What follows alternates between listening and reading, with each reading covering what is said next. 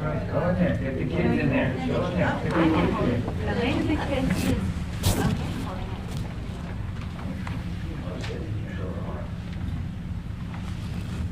Over here, please.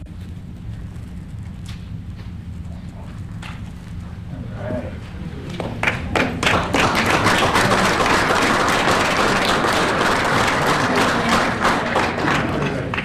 We're really happy. Would all the family like to join? Yeah, sure. All right.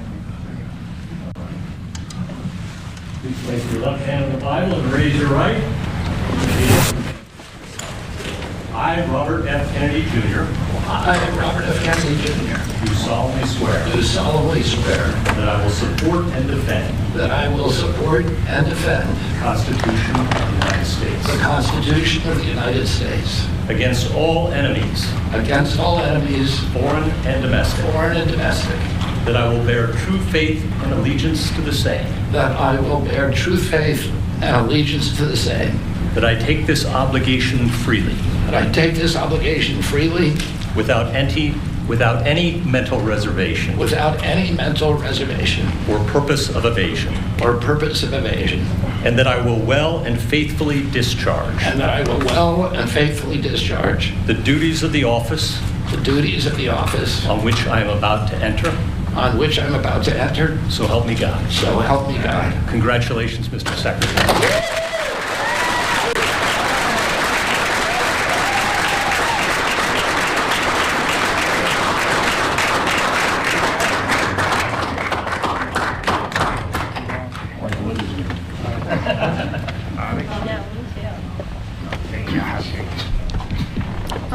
I want to begin by thanking President Trump for giving me this extraordinary opportunity, and I want to introduce my family and thank them for being here.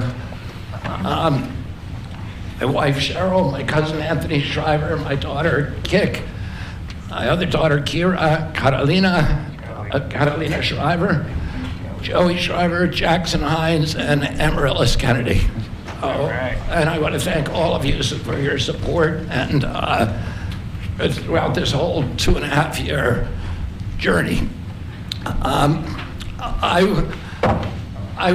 My first time in this Oval Office was in 1961, and I came here to meet or 1962. I came here and I had a meeting with my uncle, who was president then, where we talked about the environment.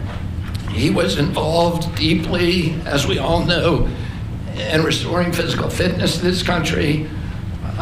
He challenged at one point during his administration, he challenged Americans to do a 50-mile walk, which I ultimately did, but I remember the day that my father completed his walk. We were staying up at Camp David, and my father came in after 18 hours walking on the C&O towpath with his feet bleeding and blisters on them. My father had one of his best friends was Al Lowenstein. And Al Lowenstein ultimately was a congressman from New York who was assassinated himself in 1980. But Al Lowenstein had started the Dump Johnson movement to get rid of President Johnson and end the Vietnam War. And at the time that he started it, people just thought it was a fool's errand. And ultimately, he asked my father to run for president against Johnson. My father wouldn't do it at that time, and he asked Gene McCarthy. McCarthy did it, and he joined that campaign. And my father ultimately ran, and Johnson then dropped out. So Al Lowenstein succeeded. And although Al Lowenstein was on the other side now, running against my father with Gene McCarthy, my father wrote him a note, a quote from Emerson, where he said, "If a single man plant himself firmly on his own ideal and there abide, the whole wide world will come round to him." For 20 years, I've gotten up every morning on my knees and prayed that God would put me in a position where I can end the childhood chronic disease epidemic in this country.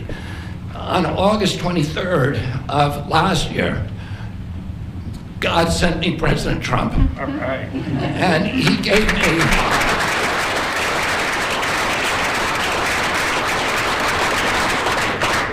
He's now given me, he's kept every promise that he's made to me. He's kept his word in every account and gone way beyond it. I'm so grateful to you, Mr. President. A lot of people told me that I couldn't trust President Trump, that I better get it in writing. And we did a handshake, and everything that he told me he was going to do, he has done. Right. And I'm so grateful to him, and I've told you before, I genuinely believe that you are a pivotal historical figure, and you are going to transform this country at a time when we see all of the indicia of democracy now in tatters in our country. We see the rise of the military-industrial complex, the rise of totalitarianism, these attacks on our Constitution, and this breathtaking epidemic that is disabling our people. President Trump has promised to restore the American dream in this country.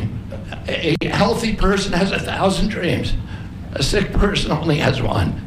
60% of our population has only one dream, that they get better. President Trump has promised that he's going to restore America's strength. We can't be a strong nation if we have a weak citizenry.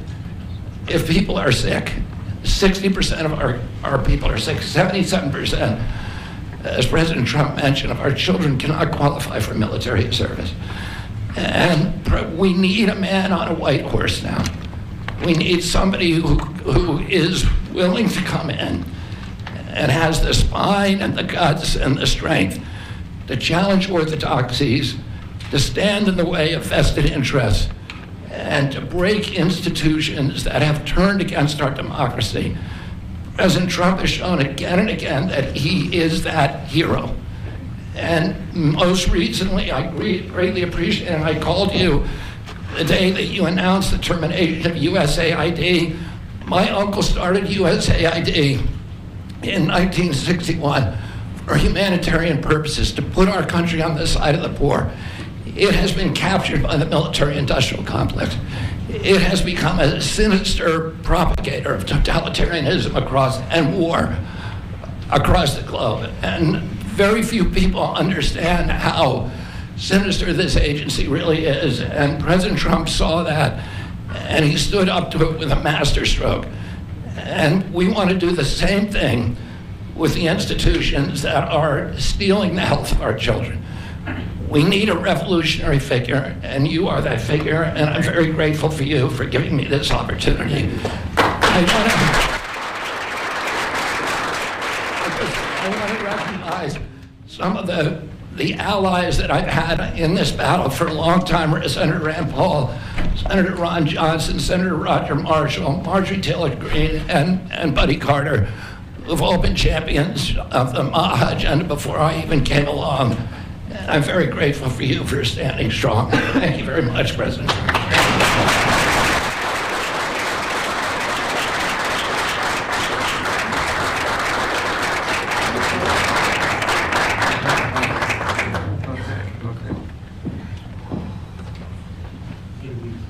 Mr. Secretary, I'd like to ask, what plans do you have immediately at HHS now that you're sworn in, sir? He's going to be running it. He's going to do a great job.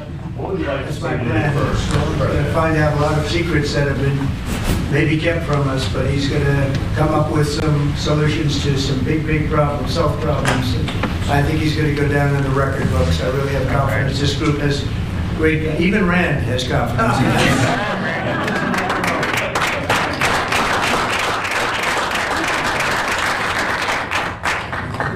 If I could ask you, Mr. Secretary, do you plan to fire anyone immediately, or what are your plans on day one, which I guess is today? Our plans are radical transparency and returning gold standard science, the NIH, the FDA, and CDC, to ending the corruption, ending the corporate capture of those agencies, getting rid of the people on those panels that have conflicts of interest. So we can do unadored and unimpeded science rather than the kind of product that is coming out of those agencies today.